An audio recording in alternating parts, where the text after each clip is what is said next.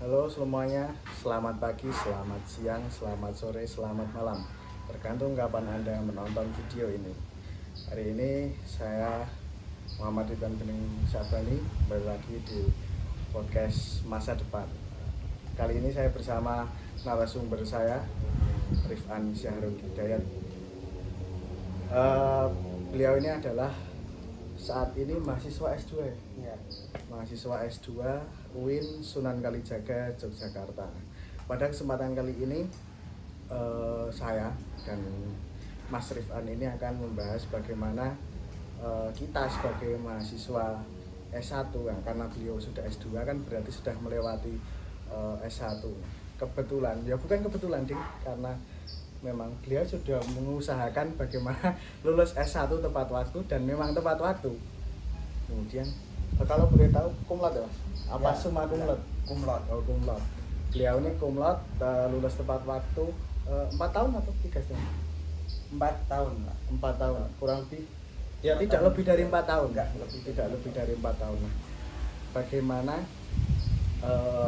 mungkin kan banyak teman-teman yang struggle hari ini, atau mungkin masih semester awal, atau mungkin yang sudah mendekati semester akhir, ini sudah semester 6, bingung kira-kira skripsinya mau ngambil apa, terus gimana sih biar kita itu bisa dapat apa ya, topik atau tema yang mau kita bahas dalam skripsi kita itu, biar nanti kita ngerjainnya juga cepet, terus beban yang kita yang kita rasakan juga tidak begitu besar, karena mungkin karena kebanyakan orang itu ketika mengerjakan skripsi yang membuat mereka berat adalah topik yang mereka ambil itu sebenarnya bukan kemauan dia sendiri. Rata-rata seperti itu ya. Nah, langsung saja kita akan tanyakan berbagai hal itu kepada Mas Rifan.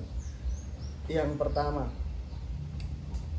motivasi Mas Rifan untuk lulus tepat waktu itu bagaimana? Kemudian gini, seberharga apa Mas Rifan ketika lulus tepat waktu, kayak saya harus tepat waktu biar nanti saya bisa ini.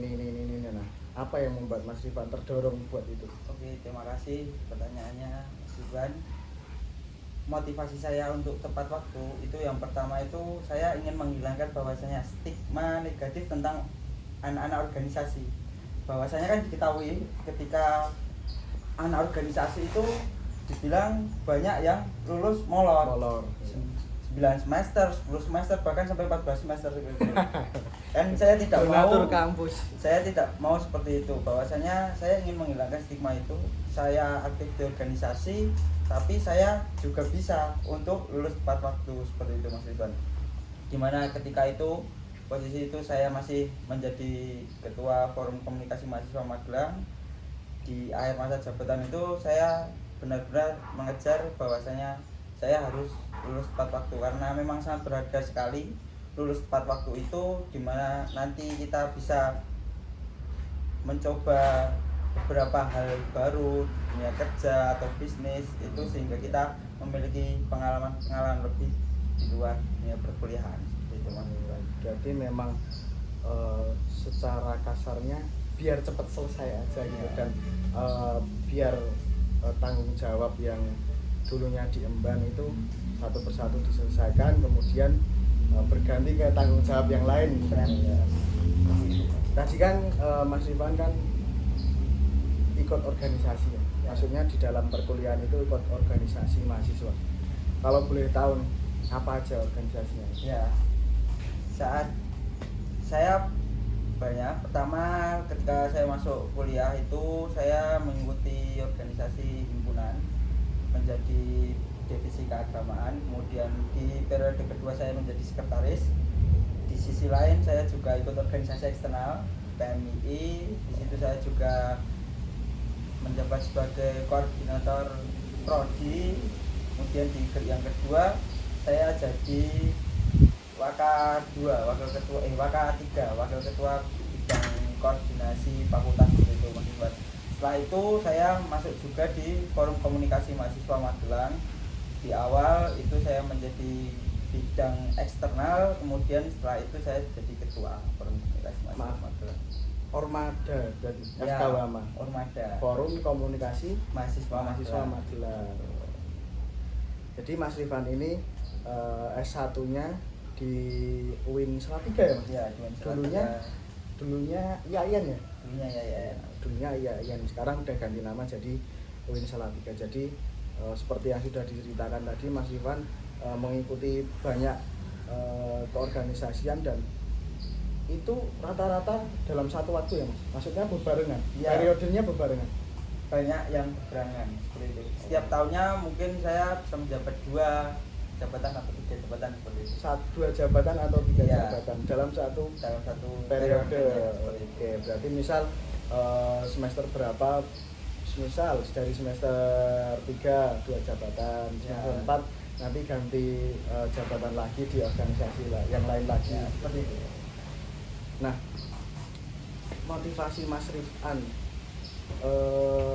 mengikuti organisasi itu apa Mas? Maksudnya selain untuk mencari pengalaman ya, maksudnya selain untuk mencari pengalaman dalam berorganisasi, motivasinya apa? Terus ketika Mas Rifan sudah lulus dari S1, nggak usah dulu deh. Maksudnya ketika sudah selesai dari organisasi ya, dari satu organisasi itu benefit apa sih yang paling dirasakan atau impact-nya yang paling kerasa di kehidupan baik itu bermasyarakat karena sekarang udah lulus ya, dan ketika masih berkehidupan di kampus. Oke, terima kasih. Pertanyaan yang sangat bagus sekali ya. Motivasi saya mengikuti organisasi itu yang pertama relasi. Tentu relasi berorganisasi banyak sekali saya berhubungan dengan mungkin orang-orang besar, mantan menteri agama saya sudah pernah ketemu, semuanya Pak Bupati juga pernah bertemu. Nah, itulah relasi yang bisa didapat dari organisasi itu sendiri. Selain itu, yang paling penting yang menurut saya itu memiliki impact yang cukup besar bagi saya, bagi kehidupan saya hingga saat ini, itu manajemen waktu, atau bagaimana cara kita bisa membagi waktu, dimana ketika saya harus menyelesaikan tanggung jawab saya di organisasi, menyelesaikan tanggung jawab saya sebagai mahasiswa untuk selesai kuliah tepat waktu, bagaimana tanggung jawab saya kepada orang tua, itu bisa selesai semua seperti itu Mas Ridwan. Selain itu jelas banyak ya di organisasi itu. Ketika kita ikut organisasi itu kan sebuah wadah ya Mas ya. Yeah. Maksudnya kita mau dapat apa itu tergantung kita. Seperti itu. Kita yang butuh gitu Ya, kita yang butuh, kita memberikan sesuatu dan kita berusaha untuk melakukan apa demi organisasi itu, tentu banyak sekali yang bisa kita dapat.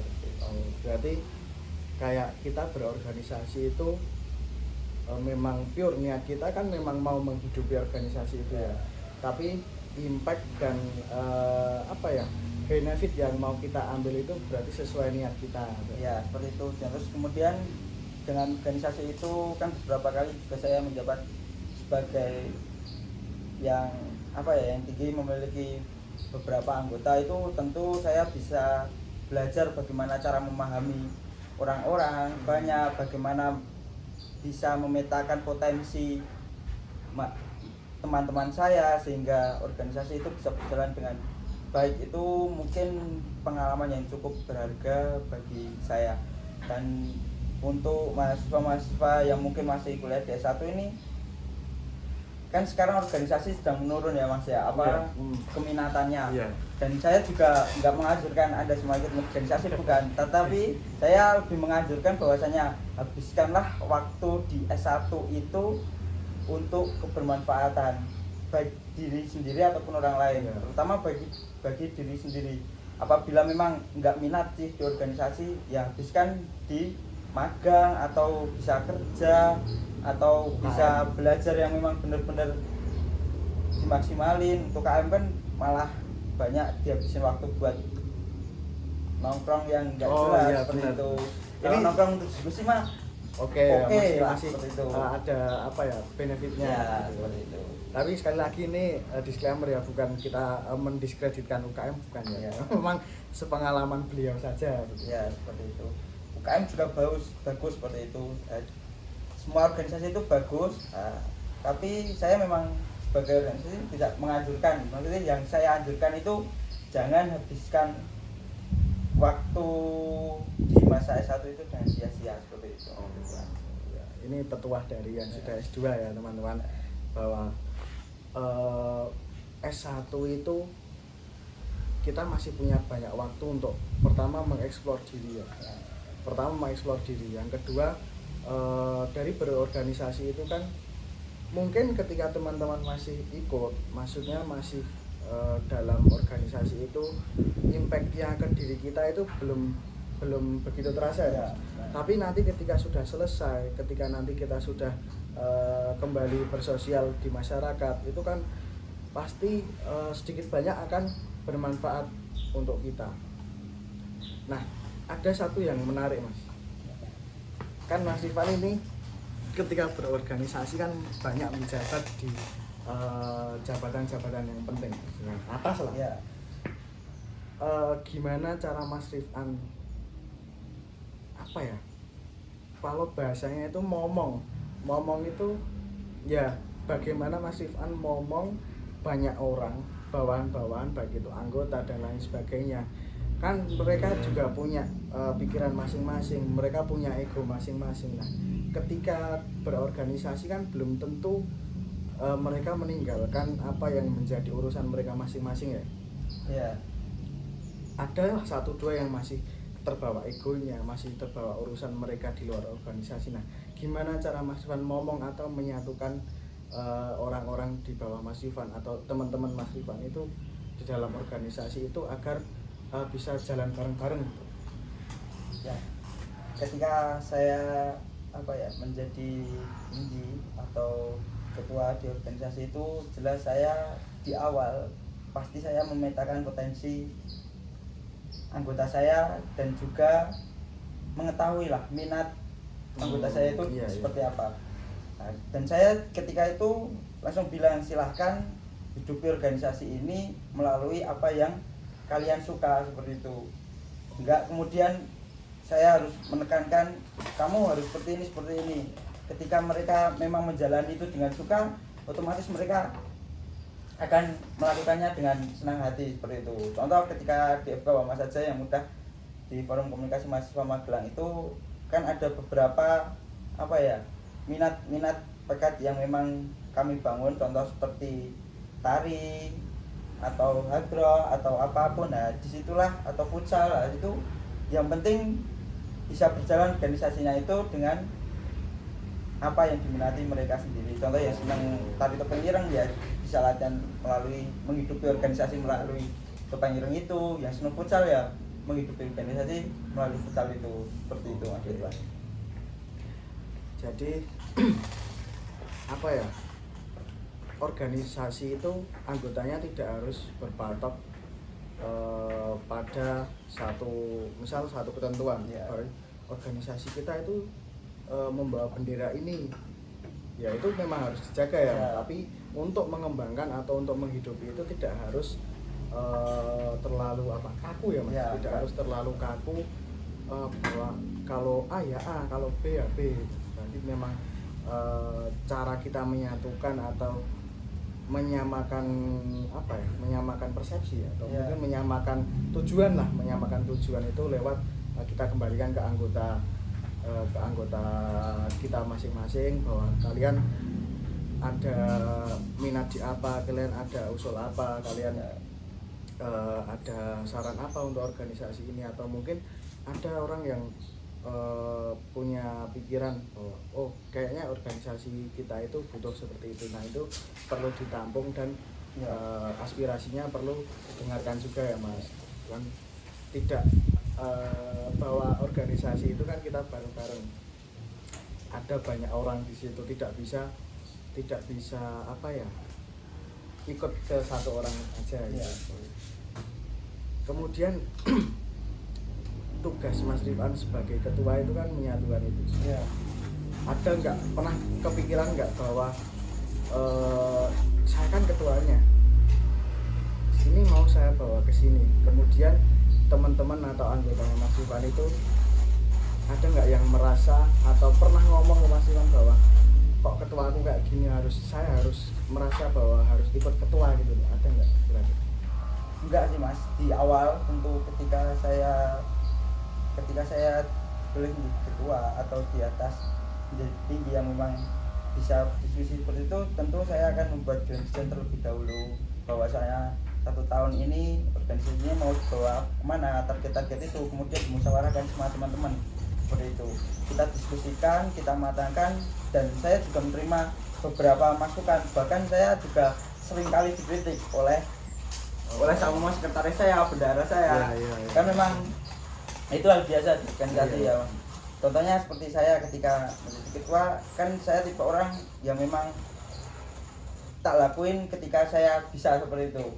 Maksudnya sorry, apapun ini itu. dalam konteks waktu atau gimana Mas? Dalam waktu organisasi seperti itu Mas. Maksudnya Terlalu ketika- dipikirin sendiri seperti itu loh. Oh iya, maksudnya Ataupun apa ya? Enggak itu kok tiba-tiba seperti itu gitu loh. Maksudnya ngelakuin apapun itu gitu loh. sorry, tadi kan Mas Iwan bilang semuanya saya lakukan ketika saya bisa. Itu tuh dalam konteks waktu atau kemampuan gitu? Kemampuan. Oh, kemampuan, berarti kayak saya tahu limit saya tuh sampai sini gitu. Ya. Berarti saya akan melakukan apa yang menjadi rencana, apa yang menjadi tujuan kita itu atau menjadi tujuan saya itu sesuai kemampuan saya gitu. Itu juga kadang kan harusnya mempergunakan teman-teman itu dengan baik-baik, kan ada beberapa bidang kita seperti itu. Ya. Maka kadang bendahara saya itu negur saya jangan seperti itu di organisasi, intinya seperti itu saya terima masukan. Iya. Berarti lebih kayak apa ya? Kita kayak egois gitu, maksudnya mau saya kerjakan semuanya sendiri gitu. Tapi kan di sisi lain itu kan saya ingat ketika dulu di pondok juga seperti itu, bahwasanya ketika kita jadi mungkin kan harus memberi contoh seperti itu loh. Nah, itu memang sangat pengaruh ketika kita memberi contoh, melakukan kemampuan kita bisa mungkin, itu pasti anggota akan respect dan anggota itu akan segan juga ketika recall lah. Ketika kita melakukan itu sendiri merasa itu, nggak enak. ya seperti itu. Mungkin walaupun itu salah ya, tentu organisasi berjalan itu bakal bareng-bareng, nggak bisa dilakukan sendiri itu. Kembali ke topik aja Mas tentang skripsi. Oke. Daripada kelebaran. Karena kita saya sebenarnya pengen ngulik sisi organisasinya juga, karena itu kan pengaruh. Gimana ketika seseorang itu menjabat di berbagai jabatan penting, tapi dari banyak organisasi tiap periode, bahkan hampir semua semester itu terisi dengan organisasi ya Mas? ya. Nah, yang pengen saya ulik kan itu, maksudnya di dalamnya seperti apa gitu loh, kok bisa ketika tiba-tiba itu tanggung jawabnya sudah selesai dalam organisasi langsung pindah fokusnya ke skripsi. Nah, sebenarnya kan saya pengen ngulik gitu. Oke, kita kembali ke topik itu. Sekitar aja tak cerita gimana saya ngerjain skripsi ya. Oh, boleh. Nah, kan itu di akhir saya jadi ketua juga, selesai di bulan Februari. Siapa tahu? Itu ketua FK Oh, ketua FK. Di bulan Februari, dan ketika itu memang sistem yang ada di fakultas saat itu belum memungkinkan untuk mahasiswanya lulus pada 3,5 tahun, 7 semester, karena di semester 7 ketika itu masih kuliah ada 5 matkul seperti itu. Oh, berarti masih ada 5 matkul yang harus masuk kelas. Harus masuk kelas di semester 7. Dan itu baru berubah di angkatan 2023, di semester 7 ini sudah tidak ada matkul. Kan itu jadi belum memungkinkan mahasiswanya lulus 3,5 tahun seperti itu. Itu semprot di bulan Desember, kemudian baru dapat dosen pembimbing di bulan Februari, saya sidang di bulan Mei. Jadinya saya ngerjain skripsi itu sekitar berapa itu? 2 bulan 3 bulanan lah. 2 bulan 3 bulan. Ya, seperti itu. Dan cum laude. Alhamdulillah. Yang mendasari Mas Rifan, bentar, saya belum tanya ini. Yang Mas Rifan ambil di skripsi itu apa sih? Maksudnya topiknya yang Mas Rifan angkat di dalam skripsi. Ini masalah gender, kesetaraan gender dalam Al-Quran, terutama dalam ayat tentang kesaksian perempuan. Kalau boleh tahu ayat apa Mas? Ayat surat Al-Baqarah ayat 282. Bahwasanya di situ kan menjelaskan, Al-Quran itu menjelaskan bahwasanya ketika kita hutang piutang itu dibutuhkan 2 saksi laki-laki. Apabila 2 saksi laki-laki itu tidak ada, maka boleh 1 laki-laki dan 2 perempuan. Nah kok penggantinya 2 perempuan? Iya. Enggak 1 perempuan kok boleh? Iya. Kan itu menjadi kok beda. Sekarang kan ada gaung-gaungnya setara cedera. Di situ saya membandingkan kitab tafsir yang memang menggunakan kitab tafsir kontemporer ini dan kitab tafsir di abad tengahan lah. Hitungannya gimana, yang kontemporer ini kan menggunakan pendekatan feminis seperti itu. Berarti ini kalau teman-teman yang belum paham ya, jadi di ayat Al-Baqarah ayat berapa Mas? 282 itu kan membahas tentang hutang piutang ya. Jadi bahwa ketika seseorang berhutang itu harus disaksikan oleh 2 saksi laki-laki. Nah, 2 saksi dengan ketentuan laki-laki. Apabila tidak ada 2 saksi laki-laki, maka boleh 1 laki-laki dan 2 perempuan. Jadi yang menjadi problematika adalah kenapa kok 1 laki-laki ini persyaratannya harus diganti dengan 2 perempuan. Nah, seakan-akan kan kemampuan 1 laki-laki itu berbanding dengan 2 perempuan. Oke. Itu kan jelas nanti berpengaruh bagaimana latar belakang ayat itu turun, gimana kondisi perempuan saat itu ketika ayat itu turun. Kan kita ketahui bersama bahwasanya perempuan ketika sebelum masa Nabi itu banyak yang dikubur hidup itu, bahkan yang tidak dianggap seperti itu. Maksudnya anak perempuan itu dikubur terus boleh dinikahi oleh banyak orang. Atau bapaknya nikah sama perempuan itu boleh dinikahi sama anak itu sendiri kan. Jadi kayak itu pernikahan saudara gitu ya, bukan saudara, maksudnya gentian gitu loh Mas. Buat ini. Dan belum juga mendapatkan hak kesaksian pada zaman itu sebelum Nabi. Berarti sebelum zaman Nabi, berarti sebelum zaman Nabi itu perempuan tidak boleh menjadi saksi gitu. Ya seperti itu. Makanya kan Al-Quran turun justru membawa semangat kesetaraan. Iya. Walaupun memang baru bisa setengah itu ya, 2 saksi, 1 laki-laki digantikan 2 orang perempuan. Tapi kan semangatnya itu kan semangat kesetaraan, untuk menyetarakan mengangkat derajat perempuan lah. Iya. Itulah. Berarti yang diangkat itu bahwa kan banyak stigma masyarakat itu bahwa dalam Islam kok perempuan itu selalu di kayak Ar-rijalu qawwamuna 'alan nisa, itu bahwa laki-laki pemimpin perempuan, kemudian itu lebih di atas perempuan. Di atas perempuan. Stigma masyarakat kan seperti itu kebanyakan. Nah, di dalam skripsi yang dibahas Mas Rifan ini ingin membuktikan ya Mas bahwa ini loh, Islam itu sebenarnya sudah mengangkat derajat perempuan dari berbagai hal ya. Dari contohnya itu tadi. Nah, disesuaikan konteksnya. Kenapa kok 2 orang perempuan? Karena sebelumnya justru sebelum zaman Nabi itu tidak mendapatkan hak saksi sama sekali begitu ya. Selanjutnya Mas Rifan, yang mendasari Mas Rifan mengambil ayat itu tuh apa? Maksudnya ilhamnya datang dari mana? Begitu. Tentu ilhamnya yaitu dari beberapa isu-isu gender ya Mas Ridwan, isu-isu gender, kemudian kan memang gaung-gaung kali ya gender ini.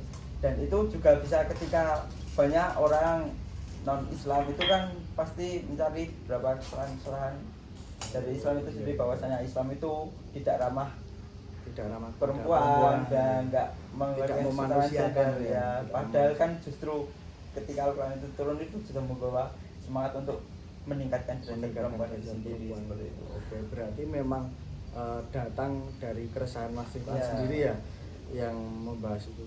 Berarti itu bisa dikatakan isu sensitif dong ya, bahwa kayak kita kan berhadapan dengan stigma orang lain yang justru berasal dari bukan berasal dari agama kita sendiri.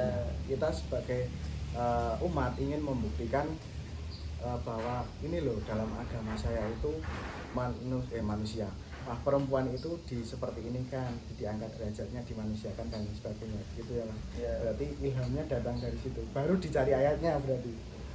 Ayatnya itu sudah ada, ya, memang seperti itulah. Oh, Beberapa. Punya ilham dulu, kepikiran dulu, baru setelah itu disesuaikan di ayatnya atau bagaimana? Ya, setelah mengetahui itu kemudian saya carilah berapa kajian atau interpretasi Al-Quran yang menggunakan pendekatan feminis itu. Contohnya saya itu mengambil interpretasi dari Aminah Wadud, Aminah Wadud, yaitu contoh feminis muslim. Nah, itu menjelaskan beberapa hal tentang ayat-ayat Quran yang memang seakan-akan ketika dipahami secara literal itu merendahkan perempuan, padahal kan tidak. Perlu pemahaman lebih lanjut. Contoh seperti ayat ayat poligami seperti itu kan, itu sebenarnya bukan ayat poligami tapi ayat monogami seperti itu. Di akhir kan dibilang toh bahwasanya bila adil belum bisa adil kan satu seperti itu. Dan 4 itu juga sebenarnya itu pembatasan, Mas.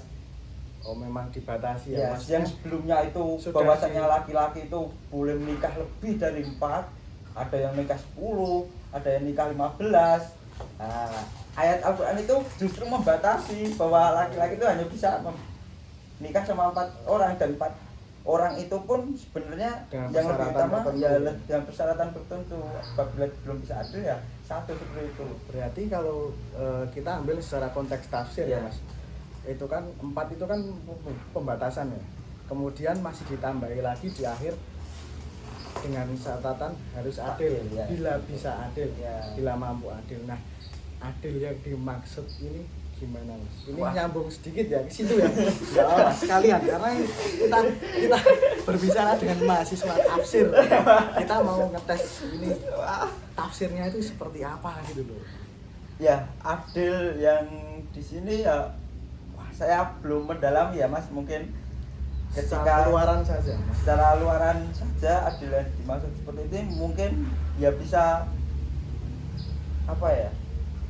bisa mampu menghidupi jika ya menafkahi, atau perasaan juga jaga perasaan iya, seperti itu kan memang perasaan satu sama lain ya gitu. Sulit kan, tentu pasti ada kecemburuan di antara satu dua itu kan tentu. Jadi memang jadi ayat syaratnya itu besar, adil itu kan syaratnya besar sekali ya Mas. Makanya diutamakan sebenarnya itu monogami bukan poligami seperti itu. Walaupun boleh poligami tapi boleh poligami dengan syarat yang tertentu, sangat tapi ketat seperti itu. Berarti secara tidak langsung syarat yang ketat itu kan justru menganjurkan kita untuk monogami saja. Menarik ya sebenarnya. Jadi untuk teman-teman yang mungkin minat ya belajar tafsir, untuk teman-teman yang beragama muslim mungkin belajar tafsir, mengambil kuliah tafsir. Nah, ini outputnya seperti ini. Outputnya seperti ini. Pemahaman yang didapat, kemudian apa saja yang dipahami itu seperti ini. Ya, oke. Kita langsung ke inti saja Mas, karena tadi temanya kan kita mau bahas lulus tepat waktu. Ya. Nah, tadi kan sudah diceritakan pengalaman berorganisasinya, kemudian gimana sih Mas Rifan mendapatkan topik atau tema yang mau diangkat, kemudian sekarang ke pengerjaannya Mas, kok bisa cepet, tepat waktu, kemudian 3 bulan itu untuk ukuran orang yang mengerjakan skripsi itu cepet loh, 2 bulan 3 bulan ya. Nah, itu gimana Mas? Kita apakah sudah punya datanya dulu nih, kita sudah punya grand desainnya dulu, kita tahu apa yang mau kita bahas dalam skripsi itu, kemudian kita tahu harus menuliskan apa saja baru kita tulis, atau sembari kita menyusun itu kita sembari mencari data? Ya, untuk pertama saya itu mencari data terlebih dahulu Mas Ridwan, baik dari sumber primer maupun sekundernya. Sumber primer itu buku-buku utama yang memang membahas tentang itu, kemudian buku sekundernya baik dari jurnal dan lain-lain. Setelah itu buatlah outline dan target pengerjaan terutama itu. Garis bawah ya teman-teman, buat outline atau garis pengerjaan ya. Maksudnya kita buat timeline dulu, outline nanti bab 1 kita bahas tentang apa latar belakang ini seperti itu, bab 2 seperti apa, bab 3 seperti apa, bab 4 seperti apa, bab 5 seperti apa, nanti dibimbingan terlebih dahulu kan, sehingga kita punya gambaran, oh nanti bab 1 isinya ini semua, bab 2 isinya ini semua, bab 3 isinya. Kemudian kita juga harus membuat timeline pengerjaan, kita target bahwasanya kita harus selesai demikian rupa dan kejar target itu, seperti itu. Jadi Ya, memang kita ingat-ingat lah, dimotivasi bahwasanya orang tua itu tentu menunggu kabar wisuda, iya betul. dosen menunggu kabar revisi kita kapan, sedangkan kita masa mengerjakan skripsi harus nunggu mood. Nah, kan kadang itu yang bikin berat itu, atau banyak ya teman-teman saya baik laki-laki perempuan itu mau mengerjakan skripsi itu nunggu mood. Nah, kapan dikerjain? Nah, itu seperti itu. Kalau bisa usahakan setiap hari itu buka laptop, walaupun sedikit-sedikit itu harus dikerjakan seperti itu. Nah, kemudian menurut saya yang paling mandi itu seperti ini Mas Ridwan. Kita pressure diri kita sendiri. Yang sekarang kata-kata dari Dr. Gia, pressure is privilege, seperti itu memang saya alami. Bahwasanya ketika itu saya belum selesai mengerjakan bab 3 seperti itu, tapi saya sudah berani ngechat dosennya, bisa apa, bisa bimbingan kapan seperti itu. Hari ini Mas. Nah, secara tidak langsung itu kan kita tertekan, oh aku kudu rampung, harus selesai di hari itu juga.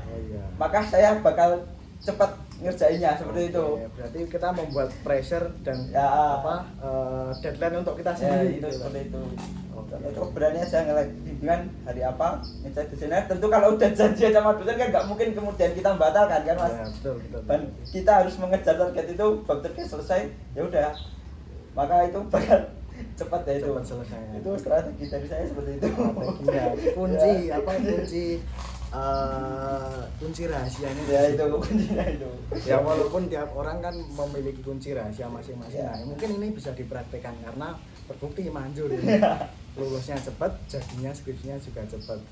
Nah, hambatan-hambatan apa aja Mas? Maksudnya ketika kita kan udah punya ini, kita sudah punya giroh, sudah punya semangat untuk mengerjakan itu. Nah, hambatan dari luar itu biasanya apa aja yang mungkin menghambat kita untuk mengerjakan atau menghambat kita untuk selesai cepat itu apa yang Mas, sesuai pengalaman Mas Rifan apa?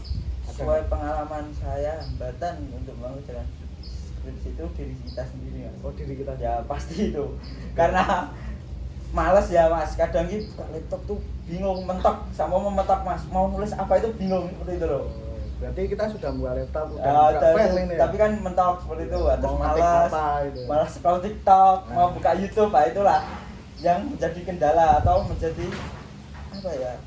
Menjadi ya kendala itu sehingga kadang menghambat kita untuk mengerjakan skripsi seperti itu. Ya sekarang kan udah canggih ya, banyak AI, banyak apa itu, maksimalkan, kerjakan tapi dengan bijaksana seperti itu. Maksudnya agar membantu kita lah.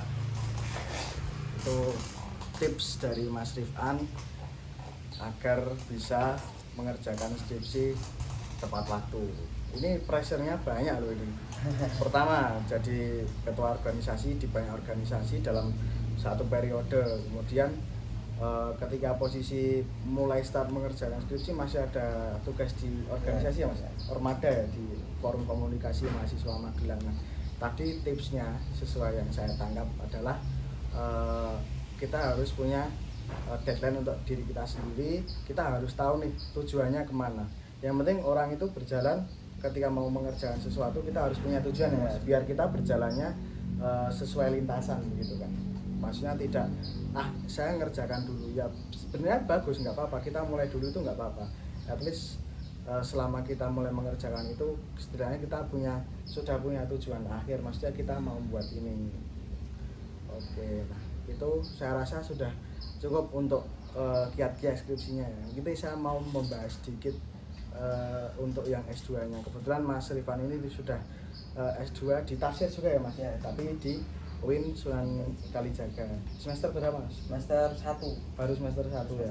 Targetnya berapa semester Mas? Ya targetnya tepat waktu lah. Tepat waktu lagi. Tepat waktu lagi. 4 semester berarti. Ya 4 semester selesai. Nah, transisinya Mas Rifan dari S1 ke S2 ini kan bisa dibilang cepat Mas. Maksudnya tidak ada gap yang terlalu jauh gitu.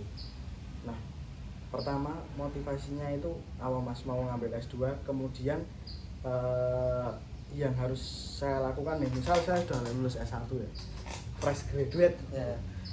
Yang harus saya lakukan itu apa biar bisa nyampe atau kita bisa punya kesempatan untuk berkuliah S2?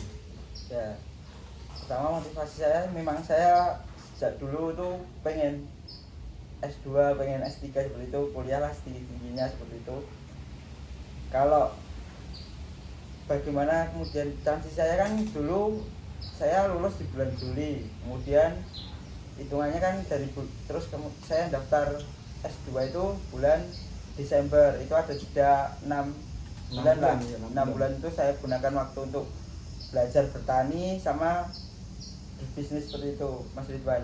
Berarti mencari modal Ya. yang di luar dulu, maksudnya Ya, di luar seperti pendidikan dulu ya. Kalau bisa ya S2 usahakan beasiswa seperti itu, karena saya memang tidak beasiswa, kalau bisa biar tidak memberatkan beban orang tua, beasiswa seperti itu. Banyak sekali beasiswa yang bisa diusahakan, contoh PDP, BIP seperti itu kan banyak. Karena memang saya kalau beasiswa itu perlu nunggu mungkin persiapan 1 tahun ya Mas ya, baru matang ya. Contoh maksudnya TOEFL untuk itu ya. mengejar itu. Dan saya pengen cepat kuliah seperti itu, saya diskusikan kepada orang tua saya, dan melalui hasil panen dari cabai itu saya gunakan untuk membayar UKT dan beli laptop seperti itu kan sudah. Ini bisa jadi inspirasi ya teman-teman, berbisnis dulu, cari modal sendiri. Karena apa? Karena Mas Rifan sendiri yang mau S2. Jadi usahakan, karena kita sudah mau S2 itu dengan biaya kita sendiri gitu ya. Kemudian ada beberapa syarat kan Mas, di masuk S2 itu kan ada beberapa syarat yang mungkin berbeda dengan S1. Bisa mungkin kasih bocoran ya Mas, apa aja? Mungkin kan tadi ada TOEFL Ya, dan lain sebagainya, itu apa? ya Secara umum. Secara umum itu biasanya di S2 itu persyaratan utama itu TOEFL, kemudian publish jurnal seperti itu biasanya udah ada Mas. Perlu lah, makanya untuk teman-teman semua yang masih S1 itu banyaklah tulisan-tulisan Anda, kalau bisa publish jurnal baik Sinta 5 atau Sinta 4 itu bisa membantu Anda semua di S2. S2 seperti itu. Baik, terima kasih Mas Rifan atas ceritanya, berbagi pengalamannya, kemudian tips-tipsnya, kemudian kunci rahasia apa untuk meraih lulus tepat Ya. waktu, kemudian mengerjakan skripsi dengan beban yang lebih sedikit, dan tips-tips untuk masuk S2 itu tadi. Sekian dari kita. Oh iya, mungkin saya mau minta satu kalimat atau satu pesan buat teman-teman yang hari ini masih struggle, atau mungkin masih semester awal, atau yang sudah semester akhir, atau yang mungkin punya minat mau melanjutkan di S2. Mas Rifan bisa memberikan satu motivasi atau kata-kata untuk teman-teman. Silakan. Tadi seperti yang saya bilang, pressure is privilege seperti itu Mas. Pressure is privilege. Jadi Ya. kita harus mempressure diri kita sendiri agar kita berpacu untuk selalu mengejar apa yang kita mau. Karena kita tidak mempunyai privilege seperti orang-orang ya, Mas bilang contoh orang tuanya kaya atau ada pressure itu sendiri yang menjadi privilege kita, agar kita bisa lebih tangguh lagi, bisa lebih kuat lagi, bisa lebih meningkatkan kemampuan diri kita sendiri seperti itu. Terima kasih Mas Rifan atas waktunya. Sampai jumpa di kesempatan berikutnya.